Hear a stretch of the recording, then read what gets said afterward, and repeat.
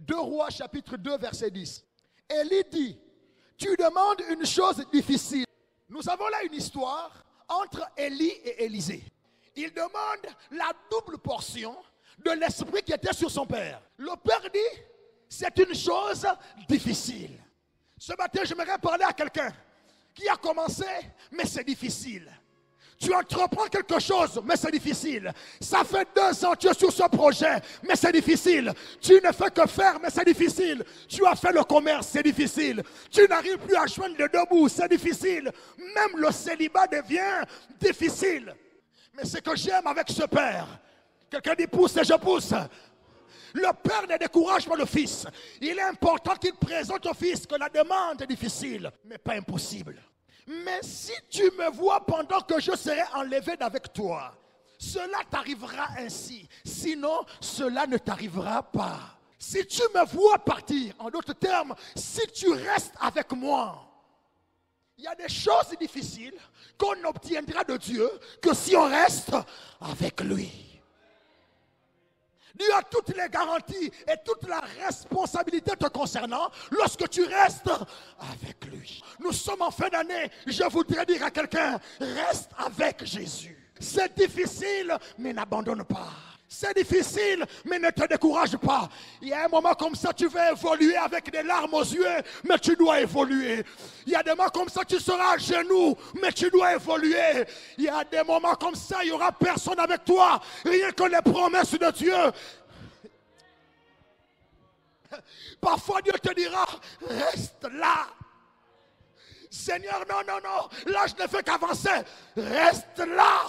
Je connais une sœur, parce que c'était difficile, elle a pris le raccourci. Elle dit, les païens me promettent le mariage. À l'église, il n'y a rien. Aujourd'hui, elle a connu plusieurs lits et plusieurs chambres, mais pas de mariage. Dis à ton voisin, reste ici. Je voudrais que Dieu nous aide. Je ne sais pas à quel niveau c'est difficile dans ta relation amoureuse. C'est difficile dans ton travail. C'est difficile dans tes affaires.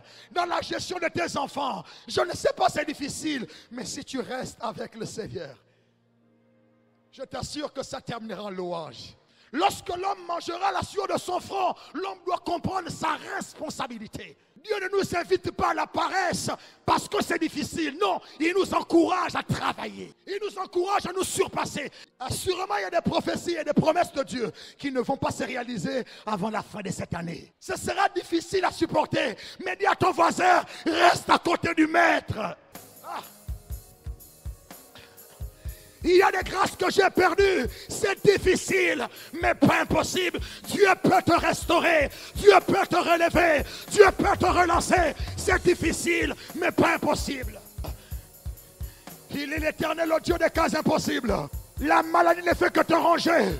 Tu es en phase terminale de ce cancer. C'est difficile, mais pas impossible.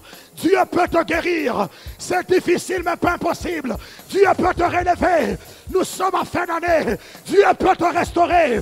C'est difficile, mais pas impossible. En fait, vous savez à quel moment les choses sont difficiles? La réponse est dans la suite. Il dit, mais si tu me vois pendant que je serai enlevé. Quelqu'un dit, si tu me vois. Dis bien, si tu me vois. Les choses sont difficiles et impossibles lorsqu'on cesse de le voir. Lorsqu'on ne regarde plus à Jésus. Lorsqu'on commence à regarder à nos réalités. On commence à considérer la taille du problème. La taille de l'impossibilité. Peu importe ton Goliath. David n'a jamais regardé Goliath. Il n'a jamais regardé la taille de Goliath. L'armée d'Israël a eu peur lorsqu'ils ont considéré le colosse. Mais David a regardé aux promesses de l'Éternel, a regardé au Dieu de son alliance. Il a dit, au nom de l'Éternel de sa armée, je marche vers toi. N'abandonne pas, c'est ton chemin. Si tu as des situations difficiles, c'est que tu as une option pour des situations difficiles. Ne cesse pas de regarder à Jésus. Toutes les fois qu'on tourne les regards vers lui, le visage est rayonnant de joie. Si tu veux rayonner de joie, que tes regards soient constamment tournés vers lui. difficile, mais pas impossible lorsqu'on tourne les regards vers lui. Acclame le Seigneur, acclame le Seigneur, acclame le Seigneur, acclame le Seigneur.